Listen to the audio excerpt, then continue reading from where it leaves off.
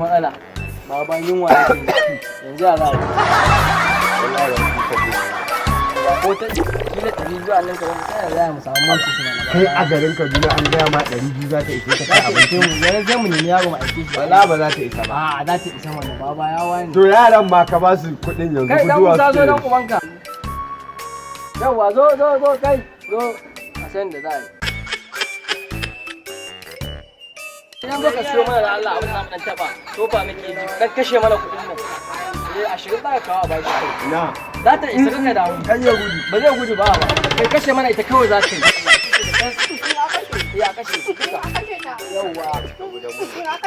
duka na ce ma kashe je kai Allah muna jira kai ka so ban kai tun dazu wallahi ina da ulcer kai ga kai ina ce maka ma wai kai ba na baka 200 ka je kashe mun ba ce mun kai kake ta to ina take ake ba kasa ta ake ba